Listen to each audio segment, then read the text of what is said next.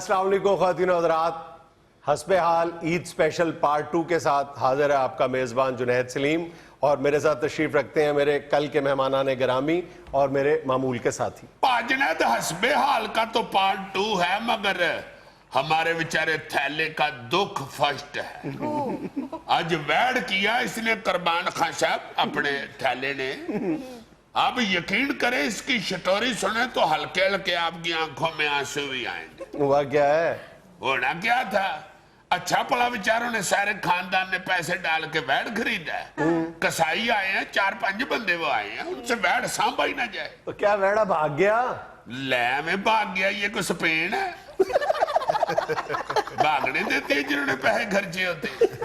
ہوا یہ ظلم کہ بیڑ کسائیوں نے تو 3-4 بندوں نے رل کے بیچاروں نے نیچے پھینک لیا۔ اچھا اس کو چھونک قربانی دیکھنے کا قریب ہو کہ 2-3 دفعہ سمجھایا کسائی نے، بھائی جی پرے رہو۔ جب بیڑ انہوں نے پھینکا نیچے، یہ بیڑ کے نیچے آ گیا۔ نیچے بیچارہ پھنسیا ہوا بیڑ اتنا وزنی اس کے اوپر ہے، یہ شور مچائے گا اٹھاؤ ان اٹھاؤ۔ کسائی کہیں دا پہلے ہی ایڈی مشکلیں سٹے ہیں پھر اٹھائیے۔ کسائی کہتا پڑے رہو آرام سے، اب یہ بات کر کے پیس اس کے کریں گے تو پھر نکلنا نیچے سے۔ گوری سمجھدار رہا ہے، ان کے محلے میں ہو رہا تھا اونٹ لال، وہ کسائی کلا گھر والے کہیں کہ چلو کرو شروع، کہتا نہیں جی میرے بندے آلے، پھر میں کلا بندہ اونٹ گرانا تو بہت مشکل ہے، بڑا مشکل ہے اونٹ گرانا۔ گوری کہتا لو جی جب میں کلا ہی سوٹ لاندے پھر اس نے کئی پانگ والے پٹھے رکھے ہوئے تھے، اس نے جا کے کو 10 کلو پانگ والے پٹھے کھلائے ہیں اونٹ کو۔ بس پانگ والا شٹالا کھا کے اونٹ 15-20 منٹ بعد ایسے گرا جیسے بڑا گڈا نہیں بو کے گرتا۔ یار تکنیک کو اور ذہن کو داد نہ دینا تم۔ یہ کون سی ٹیکنیک ہے یار؟ یہ تو مذاق کر رہا ہے، میں بتاتا ہوں آپ کو کہ فرش کے اوپر موبلال گرایا میں نے، اچھا، اور اونٹ کو لے کے آئے ہیں۔ اچھا، اونٹ گیٹ بڑھ دے کہندا ہو تاڈا پڑا، کسائیاں اتے چھاڑا مارتی ہیں۔ اونٹ نے گرتے ہوئے کہا ہے کہ ماں ڈگنا نہیں سی، اب مینو گوری دے مشروب نے مارا۔ تھیلے نے گائے کی ہے، میں نے اونٹ کی ہے، آپ نے کیا کیا ہے؟ میں نے صبح اٹھ کے پہلے برش کیا ہے، اس کے بعد اپنے سالے کے گھر تک کا سفر کیا ہے، ادھر سے 5 کلو گوشت کلیکٹ کیا ہے، اور کار آ گیا۔ یار اپنے رونے روتے رہو گے، مہمانوں سے تو بات کرنے دو۔ جی کیوں نہیں۔ سرمد صاحب اگلا پروجیکٹ کون سا ہے حضور؟ اگلے سال انشاءاللہ جی مسالے والی فیچر فلم۔ سرمد بھائی کبھی کشمیر کے اوپر فلم بنانے کا خیال آیا، کوئی پروجیکٹ ذہن میں کبھی آیا؟ تو دیکھیں اگین مجھے لگتا ہے جب کہانی آپ کے اندر سے کہیں سے نکلنی چاہیے، یا آپ اس کے ساتھ پھر اتنا وقت گزاریں کہ آپ اس کو اپنا، سو ٹو بی آنیسٹ ابھی پریسائزلی اگر آپ کشمیر کی بات کر رہے ہیں تو وہ ایشو یقیناً ہمارے ساتھ اتنے عرصے سے اس کے بارے میں بہت سے نیریٹیوز ہیں، مگر جب تک میرے پاس خود کا کچھ کہنے کو نہیں ہوگا تب تک مجھے لگتا ہے مجھے نہیں سنانی چاہیے وہ کہانی۔ وہ ہماری ریکویسٹ ہے آپ سے کہ پلیز اس کے لیے کچھ وقت نکالیں۔ بڑی اچھی بات کی کہ چیز آتی ہے کوئی کہ اب کیا بنانا ہے، یہ پلان نہیں کرتے بہت سے جو گریٹ ڈائریکٹرز ہوتے ہیں، اور سرمد ماشاءاللہ از آن دا وے آف بیکمنگ جی، اور آمد ہونے والی بات ہے، دل کے اندر وہ گھسنے والی بات ہے۔ کمٹمنٹ کے بغیر تو دیکھیں کچھ بھی نہیں۔ میں نے ٹو بی آنیسٹ جتنے لوگوں کے ساتھ کام کیا ان سے یہی سیکھا، اس میں سینئرز بھی، اپنے کولیگز بھی، اپنے سے چھوٹے بھی، تو وہ ایک کوالٹی جو ہے کہ جب آپ کام پکڑ لیا آپ نے کوئی اس کو، تو پھر اب آپ مضبوطی سے جب تک نہیں پکڑیں گے then there is no زمانہ دیدہ و دل فرش راہ کرتا ہے، کسی بھی فن میں کوئی باکمال ہو تو صحیح، تو وہ باکمال ہونے کے لیے تو پھر بہت زیادہ انوالو ہونا پڑتا ہے۔ اچھا ریشم صاحب آپ مجھے یہ بتائیے کہ جو اپنا فلم انڈسٹری ہے اس میں تو آپ بعد میں گئی، ٹیلی ویژن کے اندر آپ کا جو بریک تھرو تھا وہ کون سا ڈرامہ تھا؟ دن جی، اس سے پہلے 1-2 میں نے جو پلیز کیے تھے خابر صاحب کے سیریل میں، جی آپ کے ساتھ تو بتا رہا ہوں کہ پہلا سیریل میرے ساتھ ہی کیا۔ اچھا، بتائیں نا میں کتنی چھوٹی تھی اس میں، ننھی منھی تھی۔ بٹ ریشم امر بیل مجھے آج تک یاد ہے، امر بیل بھی شروع، جی امر بیل تب کیا تھا جب میں ان کے ساتھ گھونگھٹ کر رہی تھی، تو مجھے خابر صاحب نے کال کی کہ کرنا ہے، تو میں نے کہا کیونکہ پی ٹی وی پہ تب ریہرسلز بہت ہوتی تھی، تو میں نے ان سے کہا کہ میں کیونکہ فلمیں بہت زیادہ کر رہی ہیں تو میرے لیے ممکن نہیں ہوگا کہ میں ریہرسل آ کے اٹینڈ کر سکوں. تو انہوں نے کہا اچھا آپ تو بہت بڑی اسٹار بن گئی. انہوں نے فون رکھ دیا. میرا تو دل بیٹھ گیا کہ میرے استاد جو ہیں انہوں نے فون ہی بند کر دیا. میں نے پی ٹی وی فون کیا, میں نے کہا ان سے کہیں کہ ڈیٹس لے لیں, شوٹ کر لیں, اسکرپٹ مجھے بھیج دیں, کیونکہ سنگل پلے تھا. تو پھر بانو کچھ کی لکھا ہوا. تو میں خوش قسمت سے مطلب خوش نصیب ہوں کہ ان کا میں نے لکھا ہوا میرے حصے میں آیا. ڈرامہ تشکیل جو تھی وہ امجد اسلام امجد صاحب کی تھی. تو عابد علی صاحب نے بہت اس میں اچھا کام کیا. میرے چند سینز تھے, لیکن مجھے جب بھی کوئی لوگ ملتے ہیں وہ یہی کہتے ہیں کہ ہمیں وہ مطلب سیریل کے بارے میں زیادہ بات نہیں ہوتی ہے, لیکن عمر میں لوگوں کو بہت زیادہ یاد ہے. اسی طرح محسن بھائی آپ کے بارے میں میں نے آپ سے ایک دفعہ سنا تھا کہ لوگ آپ کو لارڈز کی ڈبل سینچری کے حوالے سے یادگار سمجھتے ہیں کہ بڑے نہیں لارڈز میں ڈبل سینچری تھی اور پورے 200 پہ آؤٹ ہوئے تھے شاید آپ. تو لوگ سمجھتے ہیں کہ وہ, لیکن آپ نے کسی انٹرویو میں کہا تھا کہ اگر مجھ سے پوچھا جائے تو وہ میری سب سے اچھی اننگ نہیں تھی, بلکہ آپ آسٹریلیا کے خلاف جو آپ نے اوپر تلے 2 سینچریاں کی تھی اس میں سے 1 سینچری آپ شاید ایسا ہی ہے. جی وہ ایکچولی لارڈز آپ کو پتہ ہے ایک بڑا ہسٹورک گراؤنڈ ہے, کرکٹ کا مکہ کہا جاتا ہے اسے. تو اس کو اننگس کو بڑی امپورٹنس مل گئی تھی. لیکن جو اپنی پرسنل آسٹریلیا کے خلاف میں نے 2 لگاتار سینچریز کی تھیں, ایڈلیڈ اور میلبرن میں. تو میلبرن میں جو 151 کیا تھا, میں فیل کرتا ہوں کہ وہ میری پاکستان کے لیے بہترین اننگس تھی. ریشم صاحبہ سب سے ٹیلنٹڈ ہیرو کون لگا آپ کو پاکستان کا؟ سب کے ساتھ کام کیا ماشاءاللہ. جی مجھے تو آپ مس کرتی رہی. سب سے زیادہ اچھا ہیرو آپ کو کون لگا؟ دیکھیں آپ میری آخری محبت ہے, خدا کے واسطے بی سیریس پلیز. سرما صاحب آپ بنائے اس میں سیریس ہونے کی کیا بات ہے؟ مجھے آپ سے محبت ہے تو ہے نا. بتاؤ پلیز بتاؤ ذرا, سب سے اچھا ہیرو کون لگا؟ عزیزی. نہیں بات جب میرے لیے پورا منڈا ہے یہ, جیسے منڈے نہیں شرارتی ہوتے اور یہ لیتی ہے مجھے. نہیں واقعی بڑے بڑے اچھے ہیرو ہیں ہمارے پاس بھی, مگر آپ چونکہ خود بڑی اچھی پرفارمر ہو اس لیے آپ کو کون سا ہیرو اچھا پرفارمر لگا؟ فلم انڈسٹری میں آنے کی شرط تو یہی تھی کہ ایک شرط پہ کام کروں گی فلم میں, اگر ہیرو شان ہوں گے. تو شان اس وقت پنجابی فلموں کا زیادہ دور تھا اور فلمیں جو تھیں وہ انڈسٹری جو تھی وہ زوال پذیر تھی. تو پھر سنگم شروع ہوئی, سنگم کے ساتھ ہی جیوا شروع ہو گئی.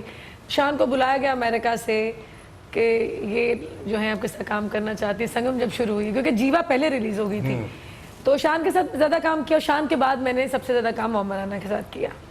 اور معمر رانا مجھے اچھی طرح یاد ہے کہ ہم آؤٹ ڈور جا رہے تھے منیلا شوٹ پہ نا, تو میں نے کہا مجھے بتائیں ہیرو کون ہے. تو وہ راکسی پکچرز والے بابر صاحب کہتے ہیں وہ میڈم آپ کو ہم وہاں جا کے بتائیں گے کہ وہ ہیرو کون. لیکن میں نے نہیں جانا, یہ پڑا آپ کی ٹکٹس وغیرہ یہ سامان پڑا, میں نہیں جا رہی جب تک ہیرو نہیں دکھائیں گے. تو خیر انہوں نے رات کو ملوایا مجھے معمر رانا سے, کیب پہ نہیں. میں نے کہا یہ تو لڑکا ماشاءاللہ بہت خوبصورت ہے. تو پھر بعد میں مجھے پتا چلا کہ محسن خان صاحب جو ہیں وہ لے کر آئے اسے فلم انڈسٹری میں. میں اس کو ایڈ کر دوں, ریشم کا بھی اس میں بڑا کریڈٹ جاتا ہے کہ مومی کو میں نے بڑی دیر سے پیچھے تاکہ مجھے فلم دلائے. میں نے کہا جب تک کوئی اچھا رول, اچھا ڈائریکٹر, اچھا سیٹ اپ نہیں آئے گا میں تمہیں نہیں خود کروں گا. اچھا یہ میرے لیے نئی بات ہے, آپ نے انٹروڈیوس کروایا؟ جی معمر رانا کو. تو پھر مجھے انہوں نے جب رول سنایا, انہوں نے کہا ہمیں ایک نیا لڑکا چاہیے, ہمیں ایک نیو فیس چاہیے بالکل. تو میں نے رول سنا, پھر میں نے کہا اچھا مجھے بتائیے ہیروئن کون ہے. انہوں نے ریشم کا نام دیا. ڈائریکٹر جان محمد جمن صاحب تھے. ڈائریکٹر جان محمد جمن صاحب, اللہ تعالیٰ ان کو جنت نصیب کرے. تو پھر مومی کو میں نے اس میں انٹروڈیوس کرایا تھا, ریشم ہیروئن تھی. خان صاحب آپ کی نظر مجھ پہ کیوں نہیں پڑی؟ آپ کو تو جب میں نے آپ کے ساتھ پہلا سیریل کیا تھا تو نظر, ہاں جی ہاں, وہ الحمدللہ Junaid I tell you what, مجھے اتنی خوشی ہوئی تھی کہ میں نے اتنے اچھے آرٹسٹ اور اتنے اچھے انسان کے ساتھ ایک سیریل کیا. بہت مزہ آیا. آپ ان سے یہ پوچھیں کہ کہہ رہے نا نظر نہیں پڑی, یہ آپ کے ساتھ کام کرنا چاہتے تھے یا میرے ساتھ آنا چاہتے تھے؟ نہیں آپ کے ساتھ تو سیریل کیا دن, جی اس کے بعد بھی کتنے سارے ڈرامے کیے. وہ سیریل ہی جس میں میں شراب پی کر رات کو گھر آ جاتا تھا اور آ کے آپ کو کٹتا تھا. یہ کہ پاٹ کیا ہوا میں نے, میں حیران ہوں. تو نہیں آخر میں جو میں آپ کا حال کرتی وہ نہیں آپ کو پتا, بستر پہ پڑ جاتے ہیں آپ, اور گن گن کے بدلے لیے تھے میں نے. فالج ہو جاتا ہے, فالج ہو جاتا ہے. میں پھر ان سے گن گن کے بدلے لیتی ہوں. بشت کرتا بشت نہیں کرتی, ہونا آپ بنتا مارنے کی تیاری کرتی تھا, فالج بنتا تھا تمہارا. حرکتیں ایسی ناظرین, چند لمحوں کے لیے آپ سے اجازت, حاضر ہوتے ہیں ایک چھوٹے سے وقفے کے بعد. کم سا سٹائل ہے کہ بندہ زندگی میں اور کچھ سوچے, یہ ہے یہی You Man. سوچتا جائے کہ ہے نا ڈگ پڑے, کبھی کبھی اسی کو.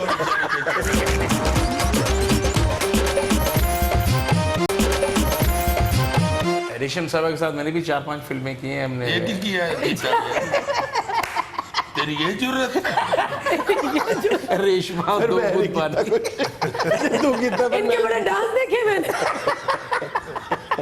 اگر بور ہو ڈانس کر کے دکھائیں, ڈانس کر کے دکھاتے تھے. سرمد صاحب جو فلم بتا رہے ہیں کمرشل بنا رہا ہوں ایک انشاءاللہ اگلا, وہ جب مسالے دار جس کو آپ کہہ رہے ہیں ہونی چاہیے. وہ میں اس لیے کہہ رہا ہوں, پچھلی دفعہ آپ کو یاد ہے اپنے فون پہ مجھے کہا, میں نے کہا تھا کہ کتنے مسالے آپ نے مجھے 16 بولے تھے, 12 بولے تھے. 12 نہیں, کچھ زیادہ بولے. دیکھیں منٹو نے ثابت کر دیا کہ نہیں, میں نے یہ دیکھو ریشم, میں آپ ماشاءاللہ آرٹسٹ ہو, آپ اس بات کو سمجھو گی کہ میں آپ کو حلفن کہتا ہوں کہ میں منٹو دیکھ کے نہ روتا ہوا باہر نکلا. یہ مجھے کافی لوگوں نے میں کہا, نے کہا یار اس بندے نے اتنی محنت کی ہے, اوئے ہوئے ہوئے ہوئے, اور اتنا کمال کا یہ بڑا آدمی ہے, بڑا ڈائریکٹر ہے, بڑا فنکار ہے, بڑا اداکار ہے. ایسا ایسا خان صاحب اس میں سین کیا ہوا ہے سرمد صاحب نے کہ باقاعدہ ہلا دیا ہے, خدا کی قسم ہلا دیا ہے کہ بندہ ایسا بھی ایکٹر ہو سکتا ہے.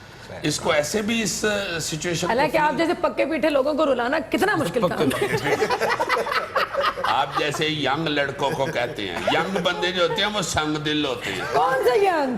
خیر جو یہ بعد میں ابھی لبیڑ لیتے ہیں. تو میں نے نا باہر نکلتے ہوئے جب میں نے, وہ ظاہر ہے اس وقت سارے پہلے شو میں تو فنکار لوگ ہی آئے ہوتے ہیں اور سبھی اس یک زبان تھے کہ یار کمال کر دیا ہے اس بندے نے. تو اس کے بعد مجھے یہ ذہن میں آیا کہ یار کئی ایسی فلمیں چلی ہیں جو 500 ہفتے 800 ہفتے چلی ہیں, تو اس میں گڑگھن گڑن گڑگھن گڑن گڑگھن اللہ سدھا سدھا ایک انٹرٹینمنٹ. تو مجھے نا ایویں ہی ذہن میں آیا کہ یار اتنی محنت کرتے ہیں یہ سرمد صاحب. پھر میں نے ان کو فون کیا, میں نے کہا اگلی جو فلم ہے نا وہ فل کمرشل بنا دیں, تاکہ ہمیں تو چونکہ سرمد صاحب کے حوالے سے بڑی خوشی بھی زیادہ دل سے ہوتی ہے کہ انہوں نے یہ کام کیا ہے, ہماری اپنی کامیابی ہوتی ہے. لیکن منٹو جیسی فلموں کو دنیا میں پذیرائی ملتی ہے کیونکہ اس میں, اور ملتی بھی اسی لیے کہ اس میں نا ٹیلنٹ ہوتا ہے, اس میں گلیمر نہیں ہوتا ہے. ہاں جی ہاں جی. تو اب انہوں نے منوا لیا اپنے آپ کو, ایوارڈز بھی لے لیے, اب ان کو چاہیے گلیمرس فلم بنا لیں. ہاں یہی میں نے کہا, وہ کام آپ نے منٹو بنا کے کر لیا ہے. اب ذرا ایسا کام بھی کوئی کرے کہ یہ جو نوے نوے لڑکے نا ٹلی پتلونوں والے, ان کو بھی ذرا پتہ چلے. دیکھو نا ذرا جس کی پتلون ہی ٹلی ہے. فلم کا نام اچھا ہے, ٹلی پتلون. یس ٹلی پتلون, بہت اچھے, تاکہ نہ ہی سینسر ہو جائے. حالانکہ ہر سڑک پہ آپ کو ٹلی پتلون بندہ پوچھے پتر جہاں سے آپ نے 700-800 کی پینٹ لی ہے 75-80 روپیہ کی بیلٹ بھی لے لو اونچی کر کے کر سکتے. نہیں سٹائل ہے, سٹائل, ممی ڈیڈی سٹائل. کم سا سٹائل ہے کہ بندہ زندگی میں اور کچھ سوچے, یہ ہے یہی You Man. سوچتا جائے کہ ہے نا ڈگ پڑے, کبھی کبھی اسی کو اتنا برا لگتا ہے. یا تو ہے نا بار بار ایسے کرنے سے بجلی بن رہی ہے, جس کی ملک کو ضرورت ہے تو چلو بندہ کہہ گئی. ہوتا ہے نا ایسے کئی ملک ہیں ڈیم لائے جہاں پہ دروازہ کھولنے سے سوئیاں تیار ہو رہی ہیں. جی یہ وہی ہوتے ہیں نا, یہ وہی لڑکے ہوتے ہیں جن کی گاڑی کے پیچھے لکھا ہوتا ہے mom says stay away from girls. وہ کیا کیا کرتے ہیں وہ بچے, ہاں جی ہاں جی جی. وہ بچے کیا ہوتے ہیں, اور جا کے آپ گڈی کے اگلے شیشے میں سے دیکھو نا تو لگتا ہی نہیں بچہ بیٹھا ہوا ہے گاڑی میں, لگتا ہے سیٹ پہ بکری باندھی ہوئی ہے, اور پیچھے لکھا ہوتا ہے کہ mom says stay away from girls. اچھا ایک چیز, یار یہ تو ڈاکٹر کو گرلز کو بتانا چاہیے کہ اس سے اویئر رہے. میں ایک چیز اور بھی نوٹ کرتی ہوں ویسے لڑکوں میں جو کہ مجھے اچھی نہیں لگتی, شاید یہ بات میں آج کوئی سن لے میری تو ان کو اس بات کا احساس و خیال آئے کہ اردو ان کی اتنی خراب ہوتی ہے اور وہ انگریزی بول رہے ہوتے ہیں, ایسے پریٹینڈ کرتے ہیں کہ جیسے کسی انگریز کے گھر پیدا ہو. وہ انگریزی بھی غلط بولتے ہیں, غلط ملت بولتے ہیں اور ویلے कोई किसी काम के नहीं, सिर्फ सर्विसेज मोहल्ले में दे रहे होते हैं। सड़क पे खड़े हो किसी को कह रहे होते हैं अंकल स्टैंड ऊंचा कर ले, किसी को कह रहे होते हैं कि मैडम ये आपका दुपट्टा पहिए के पास आया हुआ है, किसी को कह रहे होते हैं कि भाई जी लंग जो कुत्ता नहीं बांटता, और किसी का बैठा हुआ है गुजरना किसी ने है, एवं हौसला भी यही कर रहे हैं, कुछ नहीं कहता गुजर जाए। नाज़रीन, गुफ्तगू का सिलसिला जारी है, लेकिन वक्त है एक छोटी सी कमर्शियल ब्रेक का। तो कहते हैं अच्छा मैनू दस देदा की हुण मैं पंजाबी लिखा, गैसूए ताबदार को और भी ताबदार कर। तो वो डॉक्टर फकीर ने उसी वक्त कहा जी लिशकन वालियां जुल्फां ताई होर जरा लशकांदा जा।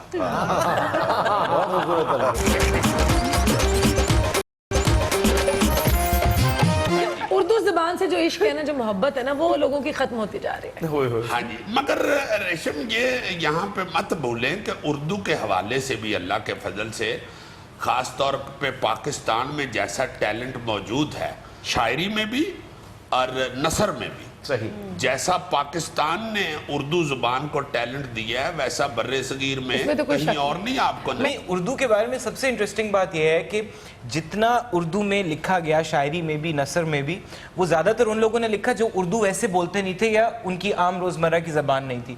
मंटो साहब के किरदार की जब मैंने रिसर्च की तो मुझे पता ये चला कि जी एक लफ्ज़ पूरा या एक जुमला पूरा उर्दू का नहीं बोलते थे आम रोज़मर्रा में, और जब लिखने बैठते थे तो सिर्फ उर्दू में लिख पाते थे, पंजाबी में लिख ही नहीं पाते थे। इसी तरह फैज़ साहब जब अपनी आप उनकी शायरी सुनते हैं, जो अपनी आवाज़ में पढ़ते हैं, तो आपको बाकायदा कान को महसूस होता है कि एक पंजाबी हैवी एक्सेंट है। अलामा के बारे में बड़ी मज़े की बात, अभी एक दिल्ली में फेस्टिवल पे मैं गया तो वहाँ पे किसी ने मुझे बताया कि जी अलामा से कोई मिलने के लिए आया यहाँ, तो वो फिर दिल्ली में जाके बताया कि जी मैं अलामा से मिल के आया हूँ। तो उन्होंने पूछा कि आपने कैसा पाया उनको, कहते हैं हाँ जी उर्दू तो मतलब यकीनन शायर मशरक हैं, लेकिन हम जी हाँ करते रहे, वो हाँ जी करते रहे। तो उर्दू और पंजाबी और जो मतलब वो जो एक खूबसूरती वो थी कि जो आपकी अपनी ज़बान है वो आपके बयान का ज़बान और हो सकती है, और जिसमें आप गुफ्तगू करते हैं वो और फैज़ साहब की एक पंजाबी की चीज़ अभी रेशम मुझे सर में बहुत देर के बाद पता चला कि फैज़ साहब पंजाबी भी बहुत अच्छी लिखते थे। तो जिसे खान साहब नुसरत फतेह अली खान साहब ने गाया भी कि शाम उड़ीका फजर उड़ीका आंखें ते सारी उम्र उड़ीका आंड गवांडी दीवे बलदे रब्बा साडा चानन कर दे वे परदेसिया किधरे ना पैंदियां दसा। वाह वाह वाह, ये फैज अहमद फैज साहब। जी उनका लिखा हुआ। रब्बा क्या सच्चा also is जी। फैज़ साहब। जो अजीज साहब के जो नाना अबू हैं, जी, बाबा बिल्कुल, पंजाबी बिल्कुल, डॉक्टर फकीर मोहम्मद फकीर साहब, उन्होंने गैस हुए ताबदार को और भी ताबदार का कमाल तर्जमा है पंजाबी में, सुना बंदा हैरान रह जाता है। क्या है अलामा साहब को डॉक्टर फकीर साहब कहा करते थे ना अक्सर के पंजाबी में भी लिखा करे। ये लोग ये अपने अपने डोमेन में ना सारी मेहनत कर रहे थे। बिल्कुल। तो उस वक्त जब ये पार्टीशन हुआ ना जी, तो वो सिखों की वजह से कुछ लोगों ने पंजाबी की मुखालफत शुरू की, चूँकि उस वक्त पार्टीशन में बहुत कुछ हुआ, बहुत कत्ल गारत हुई, बहुत से हमारे लोग शहीद हुए, तो वो एक रिवेंज सब के अंदर था। तो वो डॉक्टर फकीर मोहम्मद फकीर बाबा पंजाबी जो हैं, इनके जो अहबाब था, इनका हल्का जो था, वो इस पे लगा हुआ था कि यार पंजाबी हमारी ज़बान है। बिल्कुल। बुल्ले शाह वारिस शाह, अब ये तो इनको तो चंद 100 साल हुए हैं आए हुए पंजाबी, जो अपने आप को कहते हैं कि हमारी हम हज़ारों साल से ये बोल रहे हैं, लिख रहे हैं। तो वो अल्लामा इकबाल साहब के पास ना अक्सर चले जाया करते थे, तो जाके कहते थे जी कि आपका जैसा नाम है आप पंजाबी में थोड़े से भी लिखेंगे तो पंजाबी को बड़ी इज्जत मिलेगी। तो अल्लामा साहब एक दफा आकर के कहते हैं कि यार मेरे पास लफ्जों का जहीरा नहीं है इतना, मेरे पास जखीरा जो है वो उर्दू जुबान में है लिखने के लिए, तो मैं की करा, मैं पंजाबी में ही वो लड़ते थे, तुम क्यों मेरे मगर पै जाने। तो आकर के वो कहते हैं जी तुसी ध्यान दोगे तो पंजाबी भी तुसी एडी वड्डी लिखोगे। तो कहते हैं अच्छा मैनू दस देदा की हुण मैं पंजाबी लिखा, गैसूए ताबदार को और भी ताबदार कर। तो वो डॉक्टर फकीर ने उसी वक्त कहा जी लिशकन वालियां जुल्फां ताई होर जरा लशकांदा जा।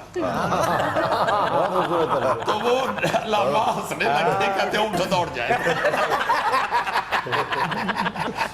तो उन्होंने फारसी और उर्दू की तरफ, चूंकि उनकी आमद जो थी वो उसमें, تو پنجابی زبان والے صوفی تبسم جی اردو کے بہت بڑے استاد ہوئے ہیں، بہت بڑے استاد.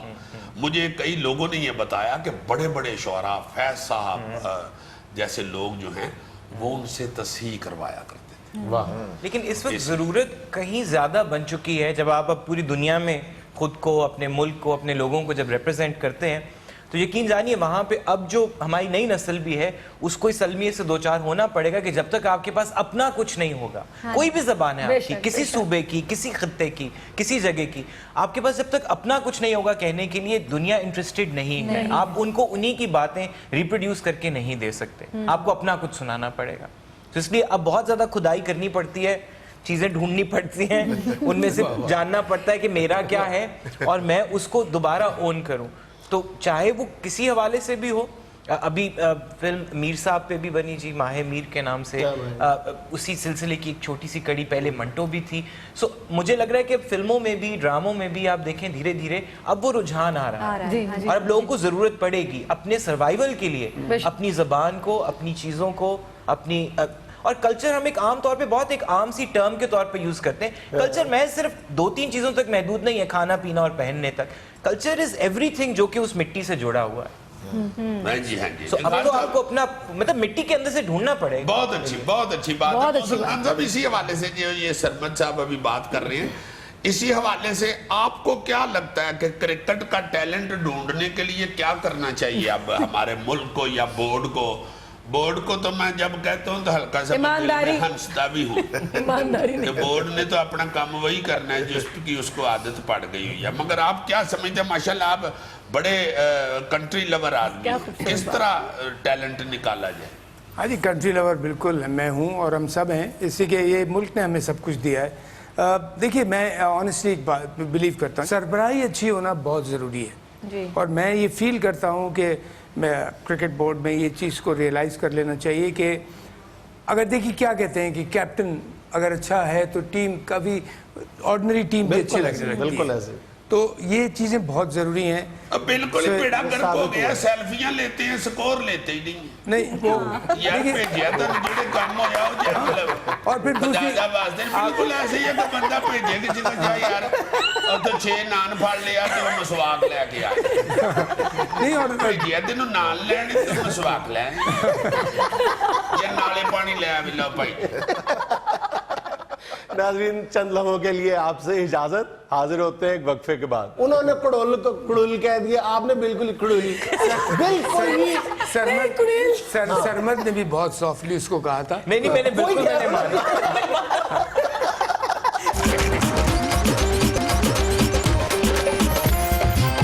اچھا سر تو یہ بتائیے کہ تعلیم کا کوئی واقعی فرق پڑتا ہے جی؟ آنیسٹلی مطلب بعض لوگ کہتے ہیں کہ جی یہ تو خدا داد صلاحیت ہے، فن، ڈائریکشن، ایکٹنگ، لیکن کیا تعلیم امپروو کرتی ہے ساری ڈائمینشنز میں، ساری ڈائریکشنز میں انسان کی ان صلاحیتوں؟ دیکھیں شعور جو ہے، اب بہت سے لوگ ایسے ہیں جن کو میں نے جی ان میں شاید میرا شمار بھی ہو، جو بہت بڑی آپ کے پاس ڈگری ہوتی ہے لیکن اس سے یقیناً یہ سند نہیں ہے کہ اب آپ باقاعدہ باشعور اور تہذیب یافتہ انسان بھی ہوں گے. اور بہت سے ایسے لوگ ملتا ہے جی نہیں ملتا ہے، ضرور ملتا ہے. بٹ اگین آرٹس میں دیکھیں سب سے بڑا ایڈوانٹیج یہ ہے کہ آپ کس طرح سے کیا بیان کر رہے ہیں اور اس کی آپ کی سکل کیسی ہے. یقیناً چیزیں بہتر ہو جاتی ہیں، آپ کو ایک میتھڈ پتہ چل جاتا ہے، ایک ٹریننگ فارمل ضروری ہوتی ہے ہر کام میں، لیکن جو شعور ہے وہ آپ کے اندر ہوتا ہے. وہ جو اندر کی آواز ہے آپ اس کو خود مارتے ہیں تو وہ مرتی ہے، ورنہ آپ کو پتہ ہوتا ہے. جھوٹ بولتے ہوئے بچے کے پیٹ میں درد ہوتا ہے، اس کو کوئی نہ بھی بتائے. اس کو برا کام کرنے سے پہلے کڑول پڑھتے ہیں. تو وہ کڑول جو ہے وہ آپ کے اندر کڑول کہنے والا ہے نہیں، وہ کڑول جو ہوتے ہیں نا وہ میں اس میں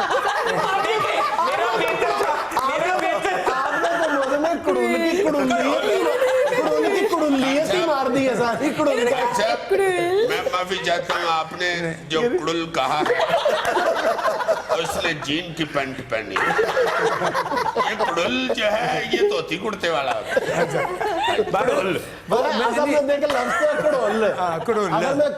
انہوں نے کڑول کو کڑول کہہ دیا، آپ نے بالکل کڑول.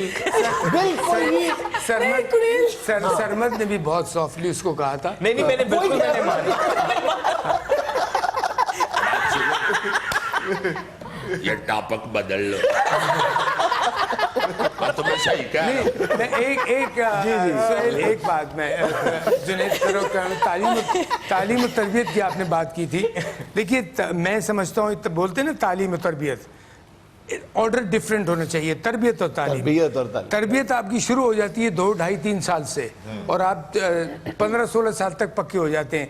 हम लोगों को एजुकेशन की सेंस आती है पढ़ाई की मैट्रिक में या फर्स्ट ईयर में जाके, लेकिन तरबियत जो है जिस बच्चे की, मैंने यकीन कीजिए मैंने PhD गंवार लोग देखे हैं और मैंने पढ़े लिखे 8वीं पास देखे हैं। आई टेल यू व्हाट, मैंने फील किया कि तरबियत अगर जिस बच्चे को अच्छी मिल गई है वो बच्चे बहुत लकी हैं। और मैं आज के दौर में भी उन माँ बाप को सलूट करता हूँ कि जो अपने बच्चों को अच्छी तरबियत देते हैं कि वो बुराई की तरफ जाने से रुक जाते हैं। सर भाई आपसे मैं पूछना चाह रहा था, to be very practical, to be very pragmatic, okay, सच्चा जवाब दीजिएगा कि हमारी सकाफत सेलेबल है, मार्केट होती है इंटरनेशनल मार्केट में? इट डिपेंड्स ये आप सकाफत कैसे किसको है। वो मैंने कहा सकाफत, मैं पॉलिटिकल बात नहीं करूंगा, डायरेक्ट बात लेकिन ज़रूर, सकाफत उस खित्ते की उस जगह की होती है और उसको आप इस तरह डीप्लांट करके और रीप्लांट नहीं कर सकते। सो बहुत सी चीज़ें जो उस मिट्टी का हिस्सा हैं, वही बात थी अभी जैसे हमने कहा, तो वो बहुत कुछ था उसमें वो रंग भी थे, उसमें वो बोलियां भी थी, उसमें वो ज़बानें भी थी, उसमें वो रक्स भी था, उसमें वो मौसम भी थे। बहुत सी चीज़ों को आप एक जब मुलम्मा करते हैं, वाइट वॉश का ख़ास तौर पे, तो अब वाइट वॉश करने के चक्कर में आपने लोगों को कंफ्यूज कर दिया। अब लोग बेचारे खाली छाबी पकड़ के समझते, छाबी ठीक कहा मैंने, हाँ बिल्कुल, कड़ोल तो नहीं था, तो खाली छाबी के अंदर कल्चर नहीं होता। फिर आपको उस छाबी के पीछे जाना है कि वो कहाँ क्या उगता था, वहां पे किससे वो बनती थी, वो लोग क्या ज़बानें बोलते थे, उसके लिए फिर आपको all the way up to कलाशा आपको सब कुछ ओन करना पड़ता है। ये तो सरमद अल्लाह के फजल से बड़ी बड़ी मजे की और बड़ी बड़ी नॉलेज वाली गुफ्तगू करते हैं। ये तो गौरी की वजह से हमें ई ले रहे हैं, वरना और बहुत सी आपको बातें ऐसी बताएं। वाकई ओमान से मैं सोचता हूँ कि यार ऐसे लोगों को इनकी सुननी चाहिए, इनसे गाइडलाइन लेनी चाहिए। रेशम से मैं एक सवाल करना चाहती थी कि आपने बहुत सी फिल्मों में और ड्रामास में काम किए, बहुत सारे कैरेक्टर्स किए हैं, आपका ऐसा कौन सा फेवरेट कैरेक्टर है जो आप हमेशा याद करती हैं और सोचती हैं कि मुझे फ्यूचर में भी वैसा कैरेक्टर करना चाहिए? काफी किरदार किए, अच्छे किए। वो वाला बता दो जिसमें मेरी हीरोइन। मैं भी कहने लगी थी कहीं वो वाला बता दो, किसी वक्त कौड़ी दवाई भी पीनी पड़ती। मुझे लगता है कि ऐसे किरदार रह गए हैं जो कि मैंने भी करने हैं। कोई ऐसा हो जो आप करना चाहती हूँ और सोचती हूँ कि मुझे ये करना चाहिए? नहीं, कोई एक ऐसा नहीं है। मैं मुझे ये जो भी कैरेक्टर मिलता है और जो मुझे मेरे दिल को अच्छा लगता है, अंधी औरत लिखा हुआ अच्छा हो, अंधी औरत का किरदार अक्सर लोग कहते हैं लंगड़ी लंगड़ी का किरदार हो, अंधी का हो। एक बहुत आम रवायती सी बात है, लेकिन उसके बगैर बात मुकम्मल भी नहीं होती। आप जैसा मतलब एक्सपीरियंस, आप तो माशाल्लाह, मैं तो आपको यंग नहीं कहूँगा जितनी देर से मैं आपका नाम इस फील्ड में सुन रहा हूँ। नहीं, सच्ची बात है। मैं कोई ऐसा वाक्य जो बिल्कुल मतलब डायरेक्शन के दौरान जो नकाब में यकीन हो हमारे लिए इस वक्त सुनने में नहीं आ रहा है, नहीं हो सकता ऐसा अहमद साहब छाड़ रहे हैं कोई ऐसा याद करके। नहीं, एक दफा अब्बा ने मेरी बहुत टिका के बेइज्जती की थी जो मुझे यकीन नहीं हुआ था, जो मुझे पहले यकीन नहीं हुआ था कि ये मेरी बेइज्जती अब्बा क्यों करते हैं। तो अभी वो एज डायरेक्टर मैं खड़ा हुआ और अब्बा बहुत वो ना एक प्रोफेशनल ताल्लुक हमारा सेट के ऊपर बहुत कोरा सा होता है। अच्छा, खान कौशल साहब एक्टिंग कर रहे थे और आप जी मैं डायरेक्ट कर रहा था। तो उसमें वो ब्लाइंड म्यूजिक टीचर बने हुए थे। तो वो अब हम किधर कहीं गए हुए थे, मांगा वाला या पता नहीं कोई ऐसी जगह थी जहाँ दूर थोड़ा सा शहर से, तो उधर एक वो छोटा सा दरिया का टुकड़ा था और उसके करीब करीब ना एक बड़ा खूबसूरत सा पाथ बना हुआ था। अब उसमें वो उनको एक्टिंग करनी थी कि वो ब्लाइंड भी हैं और गाना गा रहे हैं। अच्छा, एक तो गाना गाते हैं अब्बा, वैसे थोड़े से वो क्लासिकल गाना था, उस्ताद सलामत की आवाज में, शफकत सलामत की आवाज में वो था, तो अब्बा कुछ थोड़े से घबराए हुए भी थे कि वो सिंक करना जो है वो थोड़ा जरा टीडियस हो रहा था। अब मैं वहां से उस पे स्पीकर पे ना उनको बार-बार थोड़ा सा और उधर हो जाए, थोड़ा सा और उधर हो जाए, तो वो अब्बा सुनते रहे बीच बीच में शॉट में।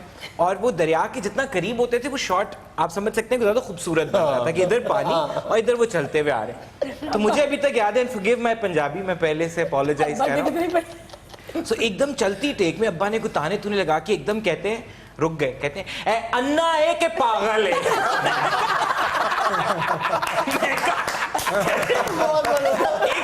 अन्ना है दरिया दे नाल नाल टुरी जा ਤੇ ਨਾਲ ਉਹ ਗਾਣਾ ਵੀ ਗਾ ਰਿਹਾ तो तू कहीं जा रहे हो मैं सकते में खड़ा हो पता चला अब्बा पानी में गिर गए। आप अल्लाह का शुक्र करो आप दूर थे वरना उन्हें वायलिन मार के घर जाके कहना सी पुत्र मैं हौसले अन्ना सी नहीं पता लगा मैं डायरेक्टर नु बात यार अन्ना है मैं अन्ना है के पागल क्यों नहीं पता चल रहा कि दरिया क्यों टूरी जा रही एक दफा मैं इरफान साहब के साथ जाता गाड़ी में, तो इरफान साहब ने पेट्रोल डलवाया ना, तो पेट्रोल डालने वाला कहता है आज तो आप बड़े चुप बैठे हुए। इरफान साहब कहते हैं आज मेरी तबीयत ठीक नहीं तो आपको तो पता जब मैं पेट्रोल डलवाता हूँ तो कितना नाचता हूँ। नाज़रीन, यहाँ मुझे लेनी एक छोटी सी कमर्शियल ब्रेक, हमारे साथ रहिएगा। ਉਹਨੇ ਅੱਖ ਚੁੱਕ ਕੇ ਸਾਨੂੰ ਕਦੀ ਤੱਕਿਆ ਹੀ ਨਹੀਂ। ਅਜ਼ੀਜ਼ੀ ਨੇ ਸਾਨੂੰ ਅੱਖ ਚੁੱਕ ਕੇ ਕਦੀ ਤੱਕਿਆ ਹੀ ਨਹੀਂ। ਅਸੀਂ ਬੈਠੇ ਰਹੇ ਮੂੰਹ ਧੋ ਕੇ। It's okay.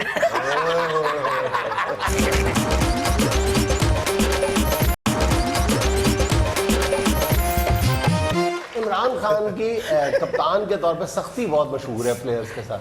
सच सच बताएं कि कभी डांट पड़ी खान साहब से? ये नहीं हो सकता ना पड़ी हो। नहीं, देखिए इमरान खान की सख्ती नहीं थी, इमरान खान का डिसिप्लिन था। इसी को कहता था कि वही बात कि भाई आप कोई भी कितने क्रिकेटर हो लेकिन टीम के लिए जो नहीं खेलेगा वो नहीं खेलेगा। और मैं एक सख्ती की बात नहीं, एक दफ़ा मैं बात बता दूं, मेरी इमरान की बहुत अच्छी दोस्ती हो गई थी, हम बिल्कुल यारों की तरह थे, नॉट ऑन द फील्ड। आप यकीन कीजिए कि हम दोस्त यार थे लेकिन फील्ड पे नहीं। बल्कि एक दफ़ा मैं एक ख़राब शॉट खेल के मैं आउट हो गया, तो इमरान ने वो हर किसी की क्लास ले लेता था। कुछ लड़के तो आपको पता है ड्रेसिंग रूम की तरफ जाते हुए रास्ता हाँ बिल्कुल सुना होगा।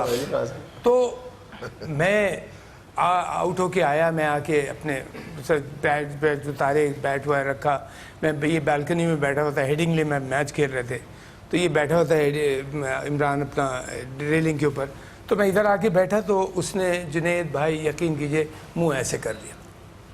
तो मैंने कहा कि शायद ये नाराज़ है नहीं है। फिर मैंने कहा चलो मैं इस तरफ आके बैठा, मैं इस तरफ आके बैठा तो मुंह उसने ऐसे कर दिया। उसने मुझसे आप यकीन कीजिए उस पूरी शाम उस पूरी रात दूसरे दिन तक बात नहीं की। नहीं तो आपने उस वक्त पूछा नहीं जब वो मुंह इधर उधर कर रहे सर, थे कि आप किस लिए करीना कपूर बने हुए नहीं तो आप यकीन कीजिए दूसरे दिन मुझे खुद एहसास था मैं ख़राब शॉट खेल के आउट हुआ। मैंने कहा इमरान मैं तुमसे एक बात कहूँ, ये तुम नहीं कह रहे हो मैं कह रहा हूँ, इस तरह का शॉट खेल के अगर मैं आइंदा कभी आउट हूँ ना तो तुम तो मुझे टीम से बाद में बाहर निकालना, मैं अपने आप को टीम से बाहर निकाल दूंगा। He said promise Mohsin. मैंने कहा प्रॉमिस, और अल्लाह के फजल से फिर कभी टीम को लेट डाउन नहीं किया। अच्छा रेशम साहब, आप प्लीज कोई रिकॉर्डिंग के दौरान कोई यादगार वाकया, बहुत आम सी बात है लेकिन जैसे मैंने पहले अर्ज किया इसके बगैर बात बनती नहीं। ओहो रेशम ड्रामा रेशम फिल्म की रिकॉर्डिंग। जी क्या कह रहे हैं आप? रेशम रेशम रेशम कॉटन भी कोई चीज है जमाने में। खद्दर खद्दर वो कह रही खद्दर। काटन और खद्दर भी अच्छी चीजें हैं मगर मलेशिया का ये मेरा प्रेम। ये मलेशिया इंडोनेशिया के पास है। वाकई तो कुछ जो सुनाने वाले हैं वो थोड़े सैड हैं। तो ईद का दिन है तो मैं नहीं चाहती कि लोगों के चेहरों पे कोई उनके चेहरे बेचारों के गमगीन हो जाए। ये चाहती हूँ कि उनके चेहरों पे मुस्कुराहट आए। मुस्कुराहट लाने के लिए मैं ये कर सकती हूँ कि कोई मज़ाहिया शेर कुछ सुना सकती हूँ, अरशाद लेकिन ये मैं आपको सुना रही हूँ। अल्लाह खैर ये डेडिकेट आपको कर आज रही हूँ। मेरा ख्याल है घर से ये सोच के आई है कि अजीजी नु बड़ा भुनना मैं सानू कंटिन्यू धोखे, सानू कंटिन्यू धोखे। It's okay. लगी मेरा फिर डॉक्टर सफदर महमूद साहब के साथ मैंने अभी अपने शेर मुकम्मल नहीं किए, बैठे वहां आप जाकर। ईद के दिन भी डॉक्टर सानू कंटिन्यू धोखे। It's okay. जी साडी पहली चोरी पहला ही फा, साडी पहली चोरी पहला ही फा, ਉਹਨਾਂ ਨੂੰ 1000 मौके। It's okay. सुने ਉਹਨੇ ਅੱਖ ਚੁੱਕ ਕੇ ਸਾਨੂੰ ਕਦੀ ਤੱਕਿਆ ਹੀ ਨਹੀਂ। ਅਜ਼ੀਜ਼ੀ ਨੇ ਸਾਨੂੰ ਅੱਖ ਚੁੱਕ ਕੇ ਕਦੀ ਤੱਕਿਆ ਹੀ ਨਹੀਂ। ਅਸੀਂ ਬੈਠੇ ਰਹੇ ਮੂੰਹ ਧੋ ਕੇ। It's okay. ਲੋਕਾਂ ਨੂੰ ਪੀਸੀ ਚ ਟਰੀਟਾਂ, ਲੋਕਾਂ ਨੂੰ ਪੀਸੀ ਚ ਟਰੀਟਾਂ, ਸਾਨੂੰ चाले खोखे it's okay it's okay it's okay पर मैं हले घर भी जाना है, थोड़ा जिहा ख्याल कर अल्लाह लोके। चला जाए घर लोके। It's okay. इट्स ओके, मैं बनने जा रहा हूँ हीरो, मुझे कोई ना रोके। क्यों किसी हीरोइन ਨੂੰ ਚੰਬੜ ਨਹੀਂ ਜੋਕੇ। It's okay. तू तो चुप कर, खूह दे वड्डे भोके। नाज़रीन, ये था आज का हस्बे हाल। बहुत सारी दुआओं और नेक आपसे इजाजत।